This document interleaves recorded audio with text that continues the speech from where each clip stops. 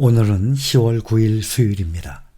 그동안 중동 지역 불안에 오름세이던 국제 유가가 급락을 하면서 미국 증시가 일제히 오늘은 상승을 했습니다. 국제 유가가 4% 이상 급락을 하면서 미국 증시의 주요 지수들 일제히 올랐는데, 이스라엘이 이란의 석유 시설이 아닌 군사 정보 시설을 타격할 수 있다는 관측에 국제 유가가 폭락한 영향입니다. 이스라엘이 이란의 석유 시설이 아닌 군사 정보 시설을 타격할 것이라는 관측. 국제 유가가 급락을 하니까 위험 선호 심리가 회복된 영향으로 풀이가 됩니다. 그리고 추가로 이스라엘과 친이란 레바논 무장단체 헤즈볼라가 휴전 협상의 여지를 두고 있다는 뉴스 또한 흘러나오고 있습니다. 오늘 다우지수 0.3% 상승했고, S&P 500 0.97% 상승해서 5,751입니다. 사상 최고치 5,762 거의 다 올라왔죠. 0.2% 남았습니다. 단 하루 만에 또 사상 최고치를 또 넘을 수도 있는 그러한 수치까지 올라왔습니다. 나스닥 종합지수는 1.45% 상승해서 18,182, 사상 최고치가 18,647이었습니다. 사상 최고치에 2.6% 정도 남아 있습니다. 필라델피아 반도체 1.33% 상승해서 5,266. 필라델피아 반도체는 사상 최고치가 5,904였습니다. 기술주 나스닥과 필라델피아 반도체가 나란히 7월 10일이 최고치였습니다. 7월 10일 최고치에 나스닥은 2.6% 남았고, 필라델피아 반도체가 아직도 10% 넘게 12.2%나 남겨두고 있습니다. 7월 10일 이후로 상당히 많이 필라델피아 반도체 종목들이 떨어진 것입니다. 요즘에 다우지수와 S&P 500 지수는 번갈아 가면서 사상 최고치를 계속 경신을 하고 있지만, 7월 10일 이후 지금 3개월간 아직도 기술주들 나스닥 지수와 필라델피아 반도체 지수, 특히 12%나 남아있는 필라델피아 반도체 지수는 아직도 많이 떨어져 있는 상태입니다. 서부 텍사스산 원유 11월 인도분 가격이 전장 대비 4.6% 급락한 배럴당 73.57달러까지 내려왔습니다.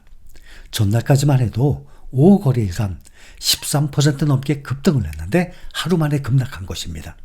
그동안 이스라엘이 이란의 주요 산유시설을 타격할 수 있다는 우려가 확산되고 있었지만, 미국 정부 주요 관계자들이 군사 정보시설을 공격할 가능성이 높다고 말하면서 차익 실현 매물이 쏟아진 것입니다. 이스라엘의 보복 자체보다는 석유시설 타격으로 인플레이션 우려가 커졌던 게 최근의 미국 금융시장의 흐름이었습니다. 이스라엘의 예루살렘 포스트도 이스라엘이 이란의 군사시설과 정보시설을 공격할 것으로 예상된다고 정부 소식통을 인용해 보도했습니다. 이스라엘이 보복 목표물을 군사시설로 돌린다면 산유시설 타격 우려로 올랐던 유가를 정당화할 근거가 그만큼 힘을 잃게 되기 때문입니다. 연준이 오늘 9월 FOMC 의사록을 공개할 예정입니다.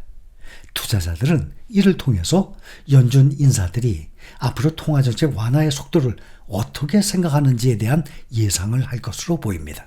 또 그 다음날 10일 발표될 9월 소비자 물가지수 CPI, 또 그 다음날 11일 나올 9월 생산자 물가지수 PPI에 주목을 하고 있습니다.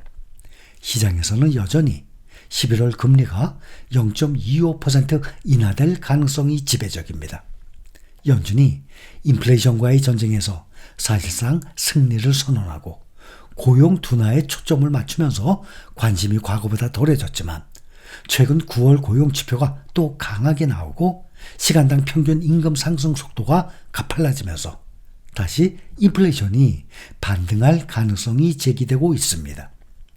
인플레이션 지표가 다시 반등하게 된다면 증시의 변동성이 다시 커질 수 있는 것입니다. 월가에서는 헤드라인 소비자 물가 전년 동월 대비 2.3% 많이 떨어지죠.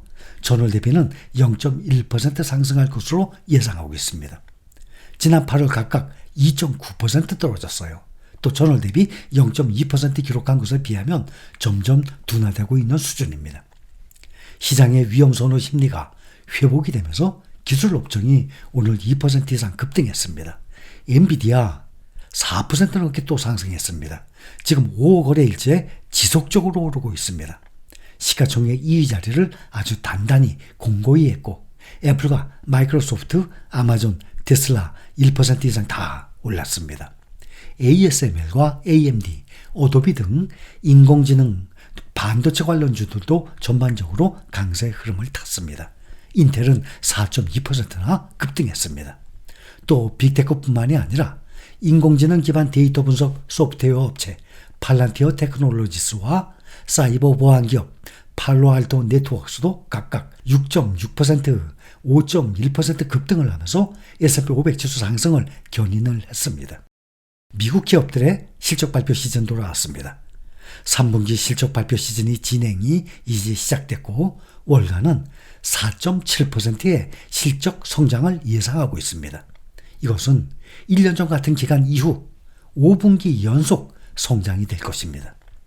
오늘 개장 전에 3분기 실적을 공개한 대형 식음료 기업 펩시코가 매출이 시장 예상에 못 미쳤는데 주당 순이익은 시장 예상을 상회해서 오늘 2% 가까이 1.92% 올랐습니다.